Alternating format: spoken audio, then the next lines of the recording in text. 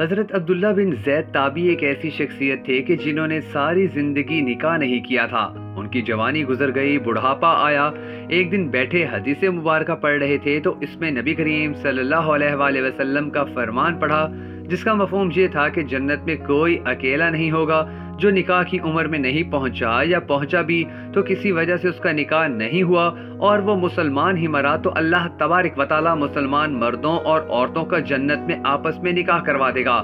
انہوں نے جب یہ حدیث پاک پڑھی تو دل میں خیال آیا کہ یہاں تو میرا نکاح نہیں ہوا تو جنت میں تو ہونا ہی ہونا ہے، تو جنت میں میری بیوی آخر کون ہوگی؟ اللہ تعالیٰ سے انہوں نے دعا کی کہ یا اللہ مجھے دکھا تو صحیح کہ جنت میں میری بیوی کون ہوگی۔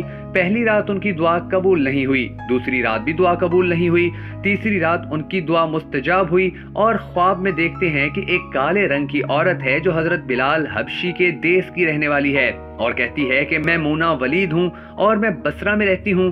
حضرت عبداللہ کو پتہ مل گیا، آنکھ کھلی تو تہجد کا وقت تھا۔ آپ نے نوافل پڑھے، نماز فجر با جماعت ادا کی اور سواری لے کر بصرہ روانہ ہو گئے۔ وہاں لوگوں نے آپ کا بڑا پرتپاک استقبال کیا۔ لوگوں نے پوچھا کہ حضرت آپ کا جہاں کیسے آنا ہوا؟ آپ نے پوچھا یہ بتاؤ کہ جہاں کوئی میمونہ ولید رہتی ہے؟ لوگوں نے حیران ہو کر پوچھا حضرت آپ اتنے دور سے چل کر میمونہ ولید سے ملنے آئے ہیں؟ آپ نے فرمایا کیوں، اس سے کوئی نہیں مل سکتا کیا؟ انہوں نے جواب دیا نہیں حضور، وہ تو دیوانی ہے اور لوگ اسے پتھر مارتے ہیں۔ حضور نے پوچھا کیوں مارتے ہیں؟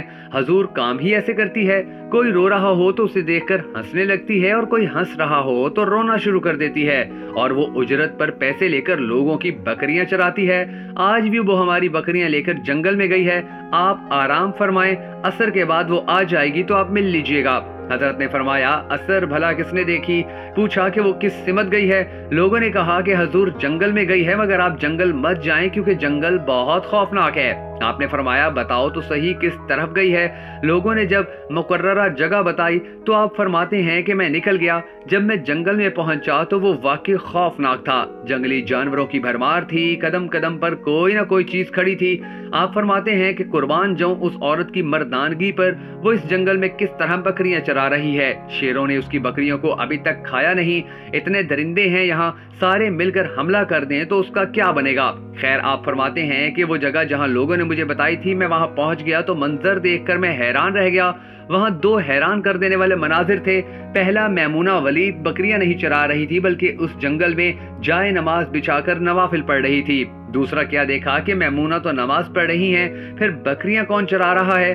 آپ نے ادھر ادھر دیکھا تو شیر بکریاں چلا رہے تھے، شیر ان کے ارد گرد گھوم رہے تھے کہ اگر کوئی بکری بھاگتی ہے کہ اس کی فطرت ہے شرارت کرنا تو شیر اسے پکڑ کر واپس لے آتا۔ اتنے میں میمونہ ولید نے نماز ختم کر دی اور مجھے مخاطب کر کے کہتی ہے کہ اے عبداللہ ملنے کا وعدہ تو جنت میں تھا، آپ یہاں کیسے آ گئے؟ حضرت عبداللہ نے حضرت میمونہ سے سوال کیا کہ آپ کو میرا نام کیسے پتا چلا؟ تو حضرت میمونہ ولید فرماتی ہیں کہ عبداللہ جس اللہ نے رات کو تجھے میرے بارے میں بتایا ہے اسی اللہ نے مجھے آپ کے بارے میں بتایا ہے۔ جس کے بعد حضرت عبداللہ واپس تشریف لے گئے اور کچھ عرصے بعد وصال فرما گئے۔